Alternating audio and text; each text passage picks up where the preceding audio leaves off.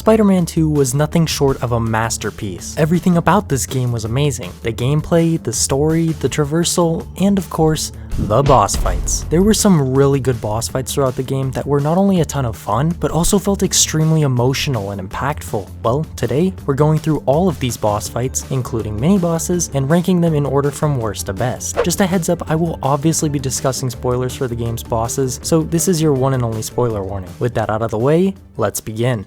At number 13 and in last place is the Axe Guy mini-boss you fight in the Emily May Foundation. I just want to clarify real quick that even though this enemy type shows up pretty often in game, I'm only counting this version of him as a boss because unlike the other encounters, he actually has a health bar here. Same goes with all the other mini-bosses moving forward. This boss is so low on the list simply because the fight was just too easy. He really only has one attack string, so once you get the timing down, there's virtually no difficulty to the fight at all. Now, if you incorporate your gadgets and abilities after attack strings, he can't even really do anything. He's just completely stun locked and nothing more than a human punching bag. So yeah, the symbiote suit absolutely obliterates this mini boss, and because of that, the fight is just way too short to be anywhere else but last place. It was still fun, but it just doesn't compare to the other fights on this list.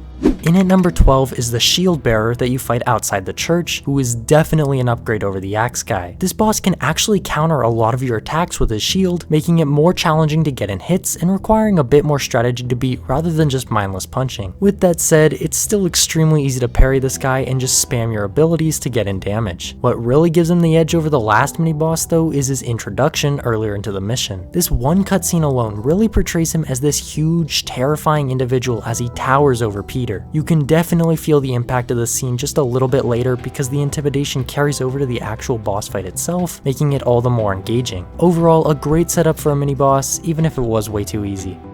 At number 11 is the final mini-boss on this list, that being the Symbiote Behemoth. This is by far my favorite version of the symbiote enemies. He looks so cool and can also do some massive damage if you're not careful. Now this guy is something that none of the other mini-bosses have too, that being a symbiote supporting cast fighting alongside him to make things even more interesting. Combine all that with the fact that we just unlocked the anti-venom suit and get to test out all of the new abilities on him, and yeah, definitely the best mini-boss out of the three. However, the Symbiote Behemoth unfortunately suffers from the same problem that the other mini bosses have too. His fight is over before you even know it, simply because he just doesn't have enough health. With the mini bosses out of the way, we're now getting into the real bosses of the game, and I have Wraith in at number 10. Now look, Wraith's cool and all, but this boss fight felt like a downgrade of all the other combat boss battles throughout the game. Like it was just a lesser version of the Kraven fight, literally copy pasting some of Kraven's attacks too. Not to mention how much plot armor she has. I mean, I get that Spider-Man's pulling his punches, but seriously? By all means, I'm not trying to hate on this boss fight, and I still think that it's a lot of fun, but there just wasn't anything unique or special about it when comparing it to all the other bosses. I will say that both the arena and the dialogue was really good though. The emotion between Yuri and Peter as they fight over their different beliefs was portrayed perfectly.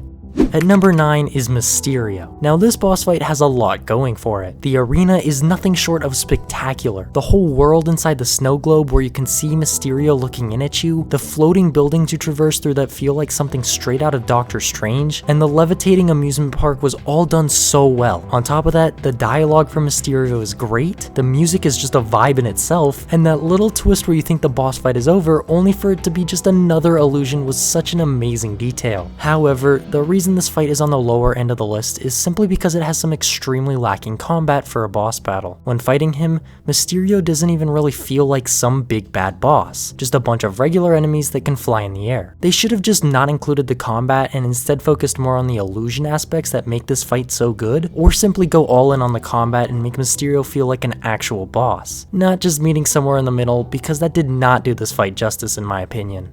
Coming in at number 8 is Sandman. What an intro to this game. I absolutely loved this fight. The game really just throws you in immediately and gives you a multiple stage boss to tackle as your very first objective. The entire sand aesthetic of the fight, the whole swinging around in the air as giant Sandman attacks and throws stuff at you, the different aspects of gameplay throughout the stages, it's all just really good and a ton of fun. I really don't have much bad to say about this fight other than one thing. Sandman is held back simply because he's just a tutorial boss fight. It was great for teaching new players the mechanics of the game, game, but unfortunately, the basic aspects that come along with a tutorial boss fight just make it hard for Sandman to compete with the more in-depth boss fights throughout the game. That's not meant to be a drag on this boss fight, it's just that when comparing it to the other bosses, it has to lose some points for its simplicity, even if that was the main point of the fight to begin with.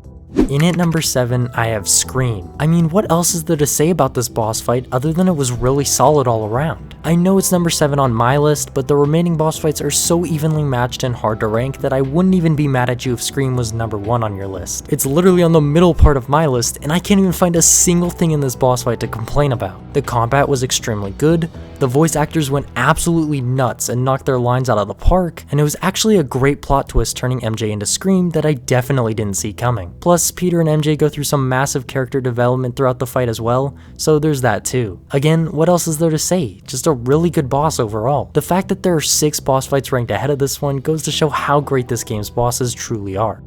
Number 6, Mr. Negative. I've seen some hate going around about this boss fight online, and I'm not too sure why because I really enjoyed it. This fight keeps you on your heels at all times. Mr. Negative is extremely fast and agile, as well as having some pretty unique attacks that you have to dodge in interesting ways. I mean, he has that one really quick sword slice move that allows him to practically teleport to your location and attack you with something that you can't even parry. Mr. Negative also has 3 different variations of projectiles, that being the vertical wave requiring you to dodge to the side, the horizontal wave that you have to jump over, and of course the tornadoes that are extremely unpredictable and difficult to avoid. Essentially, his attacks are some of the toughest to dodge or parry in the entire game, which makes his boss battle a lot more fun if you enjoy the challenge. Not only is the gameplay great, but we also get to see the beginning of a redemption story for Lee, and Miles letting go of his drive for revenge, so yeah, overall a great boss fight that's not in the top 5 simply because the others are just even better.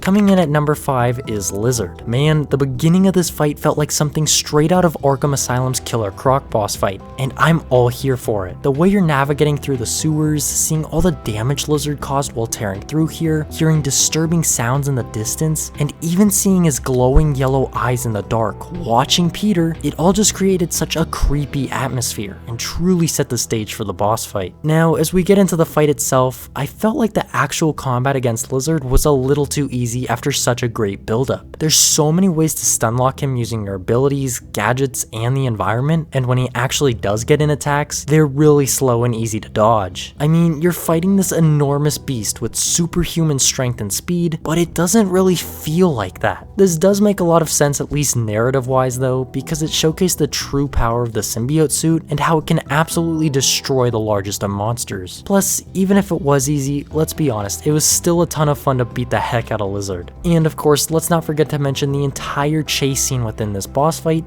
because in my opinion, that's the best part about it. I absolutely loved web swinging after Lizard as he rampaged through the city, destroying everything in his path, traversing as fast as you possibly can while dodging gunfire and objects being thrown at you, playing through multiple interactive cutscenes, and in the final part you end up hanging onto Lizard for dear life as he scales up a huge building, while also having to constantly dodge this car that's swinging back and forth. So yeah, it's an amazing boss fight with a ton of good aspects to it, but just the lack of difficulty is really holding it back.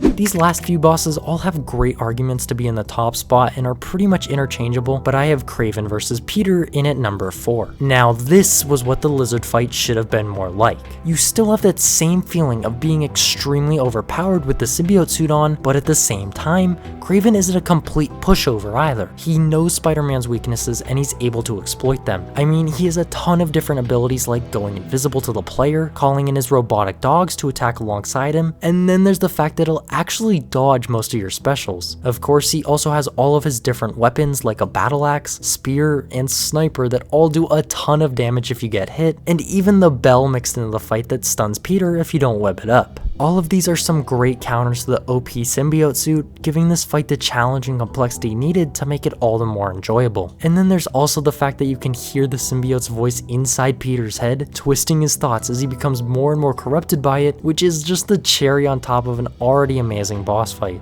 Coming in at number 3 is the symbiote Peter vs. Miles boss battle. The sheer emotion in this fight is on another level. The dialogue, music, and just overall feeling you get while fighting against Peter is completely unmatched. The gameplay is also great. It follows the same basic outline that a lot of the other bosses have throughout the game, but has enough uniqueness to Peter's moveset to make it stand out. I love how they not only gave Peter all of his regular attacks that we as the players are used to using, but also gave him multiple new abilities that you later unlock with the anti-venom suit. I do have one little nitpick though. I really wish they hadn't have just reused the same arena that Kraven's boss fight took place in. It does make a ton of sense both story-wise and mechanic-wise with the bell being there, but again, we just fought a boss here and a change of scenery wouldn't have hurt.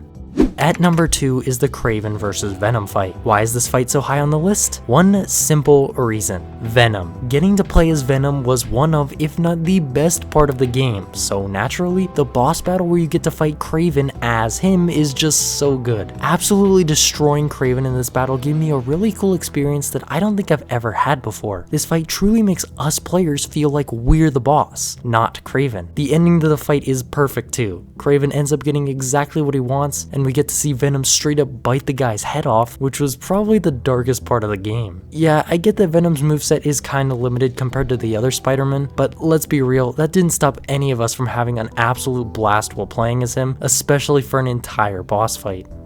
And in number 1, taking the first place spot, is none other than Venom. Was there ever any doubt? Getting to play as both Spider-Man through one continuous boss fight, especially against the toughest one yet, was an absolutely amazing finale to an equally amazing game. I mean, this fight had it all. The gameplay, the cutscenes, the story told within the fight, it was just nothing less than a peak boss battle all around. Midtown High was probably the best boss arena in the game, both from a gameplay perspective and from the stance that this was where Peter and Harry went to school together, making the fight all the more impactful and emotional. I loved how in the Miles segment, it took a combination of both ground and air combos to take down Venom, which was a really unique mechanic that was a ton of fun. There's so much more to talk about, but not much else needs to be said. This boss fight's greatness really does speak for itself. And that just about wraps up this ranking. Let me know if you agree, disagree, and anything else you want to add in the comments down below, and I'll see you next time.